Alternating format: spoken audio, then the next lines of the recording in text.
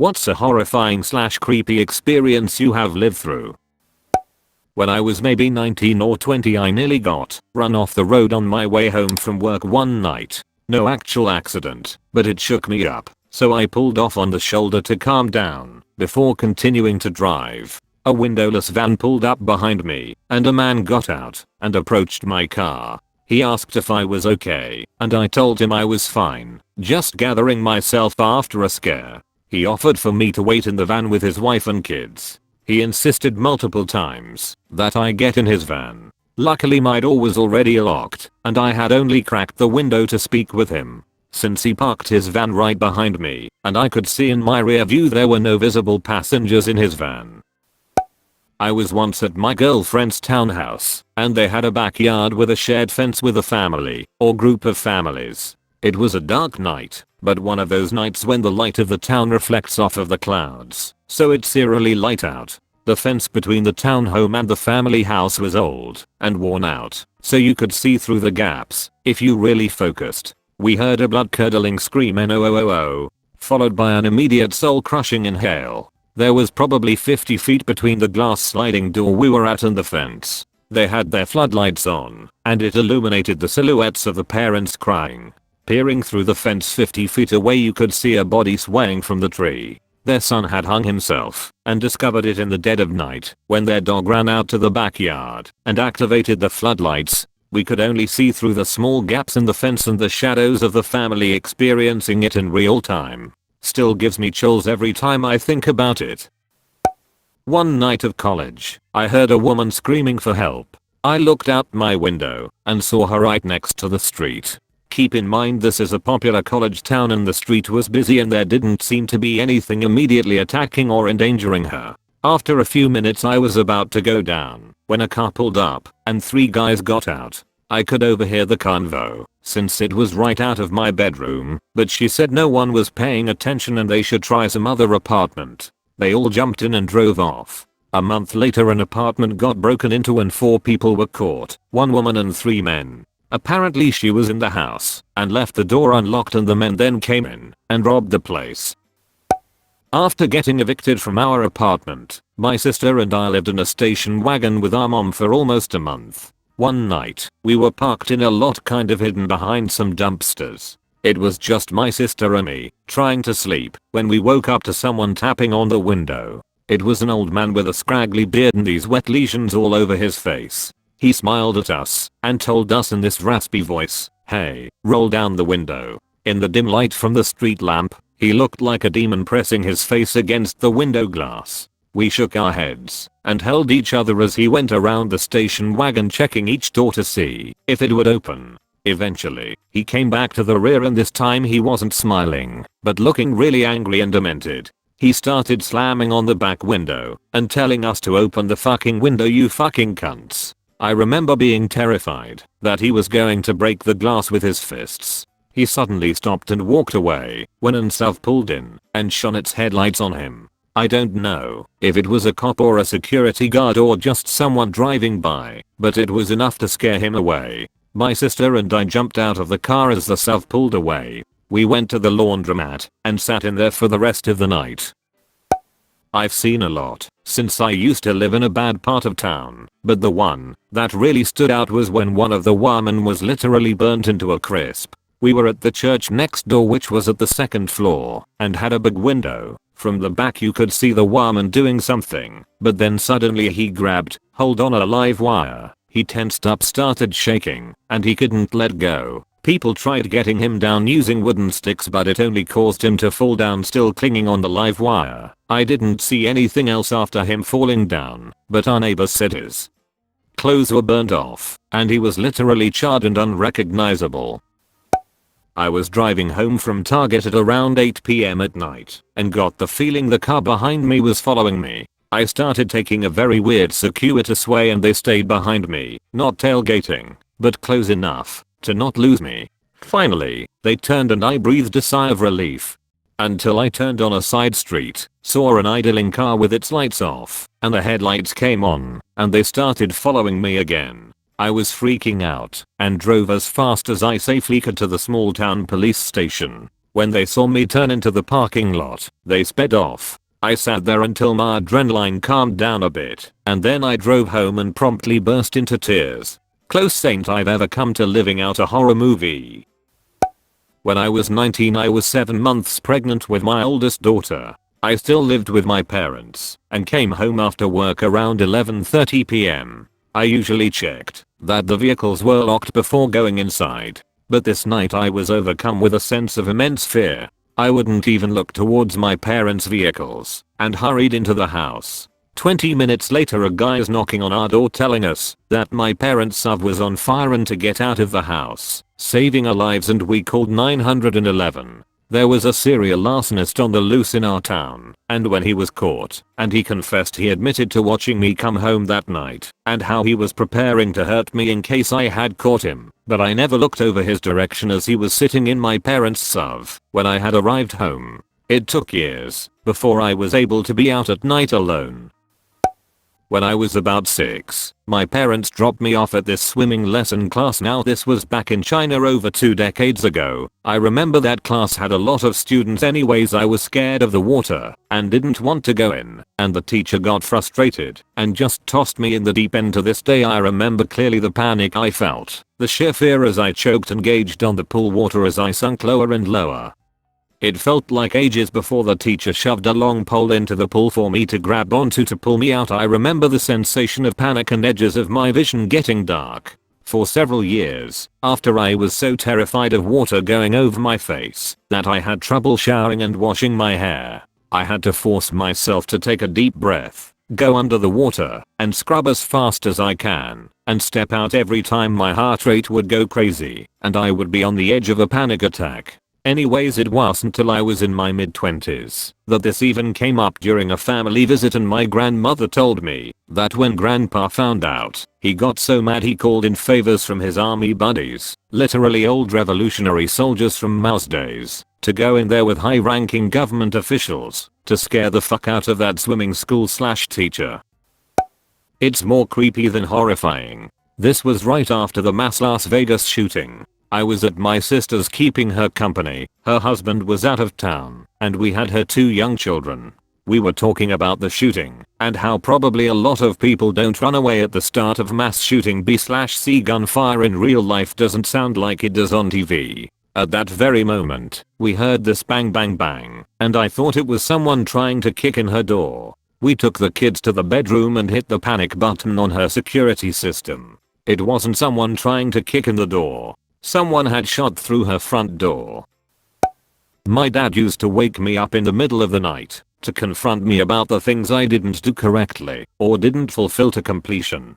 And when that happened, well, it didn't help. My dad has anger issues. Once or twice he'd threaten and actually try to push me out of my 3rd-story bedroom window and strangled me to the point where I blacked out. Not dead. I think he knew when to stop. It became a regular enough occurrence where I would wake up of my own accord when he would usually wake me up, and I would be unable to fall back asleep. So I would lay there, heart pounding, anxiety going through the roof, near tears, anticipating. When I got to high school I started fighting back, yelling back at him, pushing him backward when he dared come closer. It did cause him to get more violent at first, like when I was pushed off the banister of the staircase of the 3rd floor. But that was the same night as when I held up a clothes hanger and threatened to whip him back if he dared lay a hand on me. That same week I went to school. They called the police, which was more than what I wanted them to do, and I was furious at that teacher. But looking back, I thank that teacher with my whole heart. I was kidnapped by an ex. Well, I say kidnapped. It all started with severe blackmail, death threats, having people watch my house, telling me when my family were home, etc. Then he kidnapped me and kept me locked in a hotel room for 3 days. I was beaten, raped, abused, tortured. He was threatening to sell me to a Bulgarian biker gang, where I was to be turned basically into their heroin junkie. He had arranged for me to be collected from the hotel the next morning. Luckily my family had reported me missing, and in the early hours the police managed to find me. I saw my one chance of escape and took it. Thankfully now he is serving 23 years. I definitely learned a lot about myself in those 3 days. This was 7th or 8th grade. school just got out and it was raining hard. I walked over to a church parking lot adjacent to the school where my mom usually picked me up. There were several other people that picked up from there, but my mom's car wasn't in the usual spot, so I stood in place and texted her to see where she was. Some guy grabs my attention by asking if I'd like to get into his van to get out of the rain. Never seen the guy, no kids in the van. I obviously declined and said I was okay. He asked again and I said no, walking away, at which then my mom texted me telling me where she was. I probably should have done something, but my mom's car was pretty far away from his and he would have already left. I don't know if anything would have actually happened, but you don't ask some kid you don't know to hop in the front seat of your van. At that point I lived in a safe area. No kids were reported missing, so obviously nobody fell for it. The school he was waiting outside of was a 7th 12th grade charter. It wasn't that horrifying, just really unnerving, and I used to think about the what ifs because I didn't alert somebody that this guy was being weird. It's not supernatural or weird, but I was with my dad when he died. He had cancer, sarcoma, and towards the end his body just started failing. He was in a medically induced coma for the last week of his life, and my mother made the difficult decision to pull the plug when it was determined the cancer had taken over and he wouldn't pull through. In the small hospital room, when it was time, there was myself, my mother, my older sister, 4 of my dad's closest relatives, a doctor and nurse, and a woman who was there to read his last rites. It was shockingly quiet apart from us softly crying and the woman reading the religious stuff. I'm not religious, so I'm not sure what the proper terminology is here. My dad's face turned a purplish blue shade and his body lightly convulsed, and then it was just over in a couple minutes. At the time I was 17, probably in shock and very sad, but I didn't think I would linger over the memory as much as I do even now as a 24-year-old. 18 years ago I was flattering someone. She had a trip she went on, which left me in the house by myself.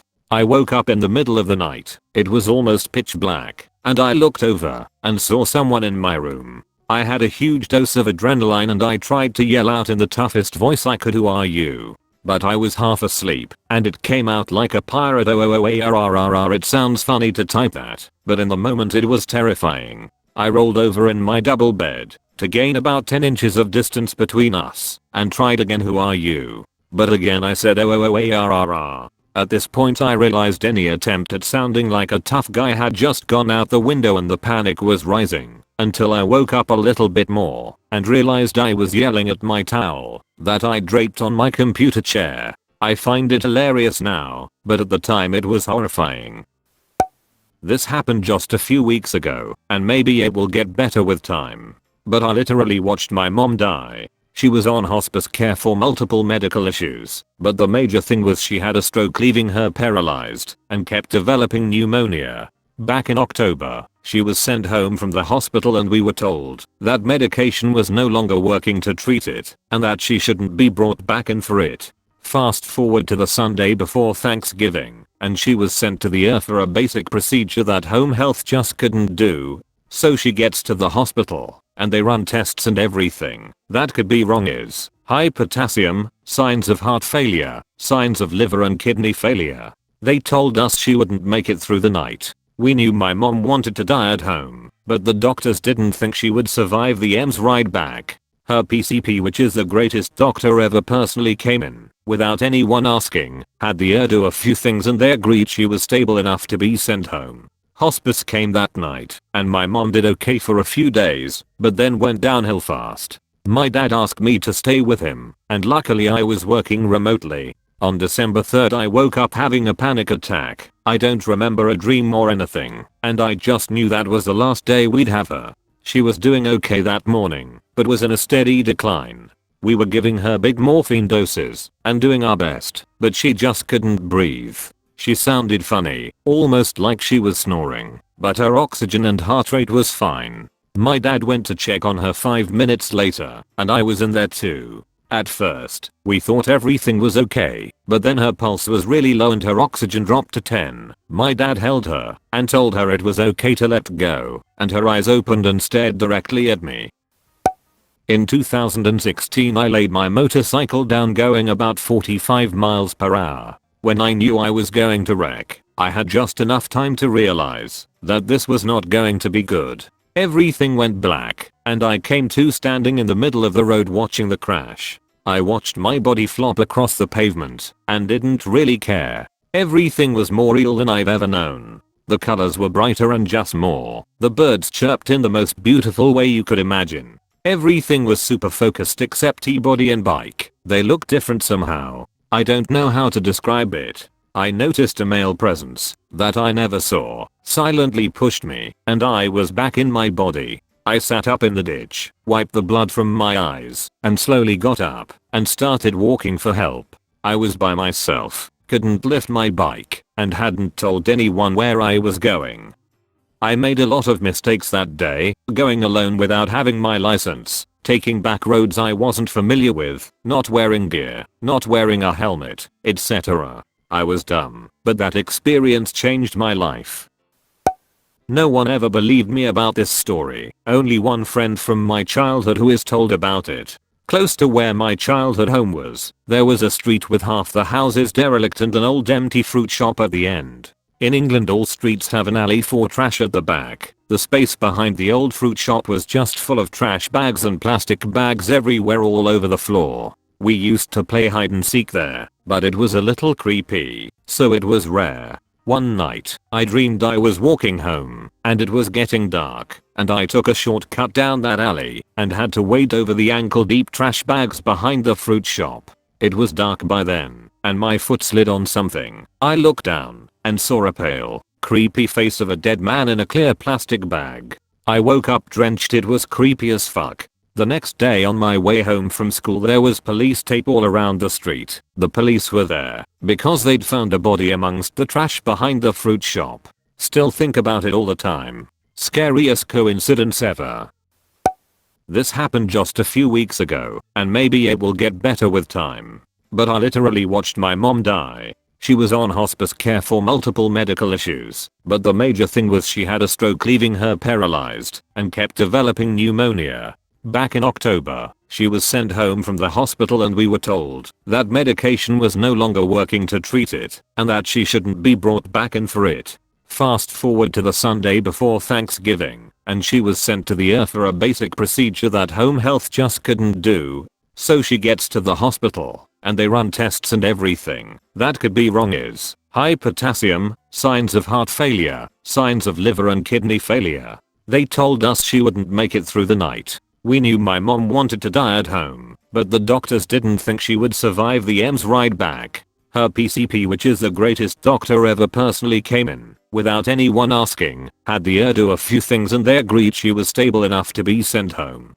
Hospice came that night, and my mom did okay for a few days, but then went downhill fast. My dad asked me to stay with him, and luckily I was working remotely. On December 3rd I woke up having a panic attack. I don't remember a dream or anything, and I just knew that was the last day we'd have her. She was doing okay that morning, but was in a steady decline. We were giving her big morphine doses and doing our best, but she just couldn't breathe.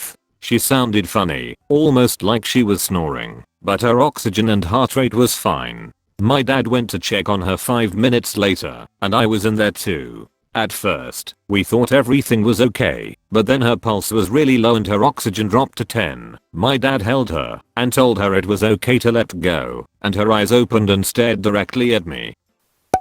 In 2016 I laid my motorcycle down going about 45 miles per hour. When I knew I was going to wreck, I had just enough time to realize that this was not going to be good. Everything went black, and I came to standing in the middle of the road watching the crash. I watched my body flop across the pavement, and didn't really care. Everything was more real than I've ever known. The colors were brighter and just more. The birds chirped in the most beautiful way you could imagine. Everything was super focused except T-body and bike. They looked different somehow. I don't know how to describe it. I noticed a male presence that I never saw silently pushed me, and I was back in my body. I sat up in the ditch, wiped the blood from my eyes, and slowly got up and started walking for help. I was by myself, couldn't lift my bike, and hadn't told anyone where I was going. I made a lot of mistakes that day, going alone without having my license, taking back roads I wasn't familiar with, not wearing gear, not wearing a helmet, etc. I was dumb, but that experience changed my life.